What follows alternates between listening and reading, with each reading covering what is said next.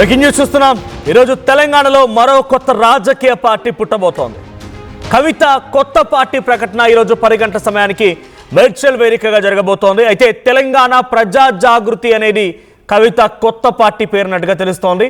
So 10 గంటలకి దీనిపైన అధికారికంగా ప్రకటించే అవకాశం ఉంది. మేడ్చల్ జిల్లా మునిరాబాద్లోని అద్వయ కన్వెన్షన్లో ఈ పార్టీ ఆవిర్భావ కార్యక్రమం ఉండబోతోంది. సో పార్టీ జెండా ఎజెండాని కవిత ఆవిష్కరించబోతున్నారు. ఇక తెలంగాణ మ్యాప్తో పార్టీ జెండా ఉండబోతోంది. పార్టీ జెండాలో 3 కలర్స్ ఉండబోతున్నాయి. పసుపు, ఆకుపచ్చ, మధ్యలో బ్లూ కలర్ కూడా ఉండే అవకాశం ఉంది. పసుపు ఆకుపచ్చ చీరలో స్టేజ్ పైకి కవిత రాబోతున్నారు. అయితే కవిత పార్టీలోకి బీఆర్ఎస్ నేతలు చాలా పెద్ద సంఖ్యలో చేరే అవకాశం కూడా ఉన్నట్టుగా జాగృతి నేతలు చెప్తున్నారు. బీఆర్ఎస్ ఎమ్మెల్యేలు తనకు టచ్లో ఉన్నారంటున్నారు కవిత స్పీచ్ పైనే రాజకీయ వర్గాల ఆసక్తి రేపుతోంది. రాష్ట్రంలోని అన్ని జిల్లాల నుంచి సభకి అతిథులుగా వస్తున్నారు చాలామంది. సుమారుగా అక్కడ ఇక సభ ఆవిర్భావం, పార్టీ ఆవిర్భావం, సమావేశాలకు సంబంధించి దీంతో పాటుగా అక్కడ 34 రకాల తెలంగాణ వంటకాలతో కూడా భోజనాలు ఏర్పాటు చేశారట. సో సుమారుగా ఒక 50,000 నుంచి 1,00,000 మంది ఈ సభలో హాజరయ్యే అవకాశం ఉంది. సో తను ముందుగానే చెప్పారు అదొక కన్వెన్షన్ హాల్. సో పార్టీ ఆవిర్భావం కోసం తీసుకుంది కాబట్టి అక్కడ వరకే లిమిటెడ్గా ఉంటుంది. ఆ తర్వాత ఒక భారీ బహిరంగ సభ ఏర్పాటు చేస్తారని చెప్తున్నారు. తెలంగాణ ప్రజా జాగృతి TPJ 3 రంగులతో ఈ జెండా ఉండబోతోంది. ఆకుపచ్చ, పసుపు అండ్ బ్లూ కలర్ ఈ 3 రంగులు ఉండబోతున్నాయి. అయితే ఆకుపచ్చ, పసుపు రంగులో ఉన్నటువంటి ఆ ఇండికేషన్తోనే ముందుకు వెళ్ళే అవకాశం ఉంది.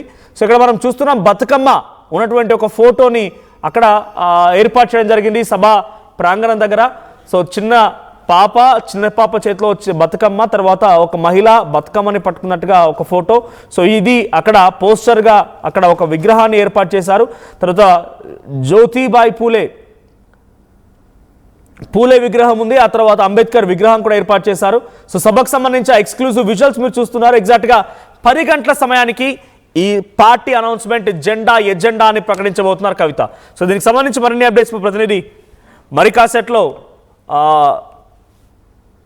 మరికాసేపట్లోనే కవిత ఇంటి దగ్గర బంజారా హిల్స్ తెలంగాణ జాగృతి కార్యాలయం నుంచి మా ప్రతినిధి మధు అందుబాటులో రాబోతున్నారు. అయితే ప్రజెంట్ తెలంగాణలో 2014 తర్వాత ఏర్పడినటువంటి పార్టీల విషయానికి వస్తే తెలంగాణ జన సమితి కోదండరాం, తెలంగాణ జేఏసీ ఆ రోజు తెలంగాణ ఉద్యమ సమయంలో అందరికీ నాయకుడిగా అన్ని రాజకీయ పార్టీలకి, ఉద్యోగ సంఘాలకు అన్నింటికీ తెలంగాణ జాయింట్ యాక్షన్ కమిటీకి చైర్మన్గా వ్యవహరించిన కోదండరాం ఆ పార్టీని స్థాపించారు. కానీ పార్టీ అనుకున్న స్థాయిలో రాణించలేకపోయింది.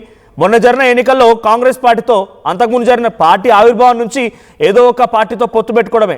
2018లో అప్పుడు మహాకూటమి పేరును తెరించినటువంటి ఉత్తమ్ కుమార్ రెడ్డి నేతృత్వంలోని కాంగ్రెస్ పార్టీ కూటమితో జతకట్టారు. ఏమాత్రం కూడా సాధించలేకపోయారు. స్వయంగా ఆయనే ఎమ్మెల్సీగా పోటీ చేసినా కూడా దాంట్లో గెలవలేకపోయారు కోదండరాం. ఆ తర్వాత 2023 ఎన్నికల్లో కూడా కాంగ్రెస్ పార్టీకి మద్దతుగా నిలిచింది TJS. సో మునుగోడు ఎన్నికల్లో ఒక్కసారి డైరెక్ట్గా ఎవరితో సంబంధం లేకుండా మునుగోడు ఉప ఎన్నికల్లో పోటీ చేస్తే డిపాజిట్ కూడా కోల్పోయింది. సో ఇప్పుడు ఈ విషయం ఎందుకు చెప్పాలనుకుంటున్నా అంటే 2014 తర్వాత ఆవిర్భవించిన పార్టీలో తెలంగాణ జన సమితి the most important party, because Kodandaram నేతృత్వంలోని పార్టీ. సో ఇప్పుడు కాంగ్రెస్ పార్టీతోనే ఉంది. ఆయన ఎమ్మెల్సీగా కూడా ఉన్నారు. సో ఎమ్మెల్సీగా కూడా ఇంకా గవర్నర్ అప్రూవల్స్ అవన్నీ రకరకాల సమస్యలు అయితే ఉన్నాయి. సో TJS అనేది పెద్ద సక్సెస్ కాలేకపోయింది. తర్వాత తెలంగాణ ఇంటి పార్టీ అని చెప్పి చెరుకు సుధాకర్ ఆ పార్టీని ఆవిర్భవించారు. సో తెలంగాణ ఇంటి పార్టీ పేరిట కూడా ఒక పార్టీ వచ్చింది. ఆ పార్టీ కూడా అనుకున్న స్థాయిలో ఏం రాణించలేకపోయింది. మొన్న 2023 అసెంబ్లీ ఎన్నికల వరకల్లా దాన్ని పూర్తిగా కాంగ్రెస్ పార్టీతో విలీనం చేయడం జరిగింది ఆ పార్టీని. సో అంతకంటే ముందు తెలంగాణ తల్లి పార్టీ అని ఒకటి ఉండేది. విజయశాంతి నేతృత్వంలో తెలంగాణ తల్లి పార్టీ ఉద్యమ సమయంలోనే.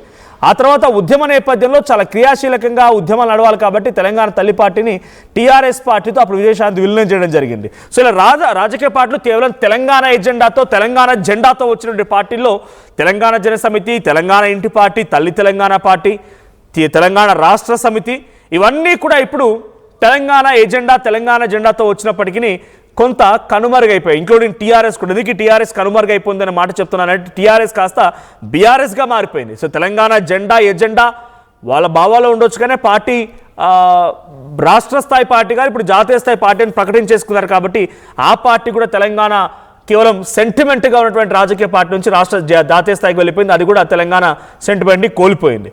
సో ఇప్పుడు తెలంగాణ సెంటిమెంట్తోని సామాజిక తెలంగాణ, బీసీల ఉద్యమము, తర్వాత మహిళల రిజర్వేషను, సామాజిక న్యాయం, ఇవన్నీ రకరకాల పేరుతో పూలే అంబేద్కర్ ఆశయాల సాధన వీటన్నిటి పేరుతో కవిత కొత్త పార్టీని తీసుకొస్తున్నారు. సో అది 10 గంటల సమయానికల్లా ఆ కొత్త పార్టీ ఎజెండాని ప్రకటించబోతున్నారు. సో బీఆర్ఎస్ పార్టీతో తెగదింపులు అయిన తర్వాత తను ఈ పార్టీకి సంబంధించి ఇంటర్నల్గా డిస్కషన్ చేసి రకరకాలుగా చాలామంది నేతలతో చాలా ప్రాంతాలు తిరిగి పాదయాత్రలు అంటూ చేపట్టి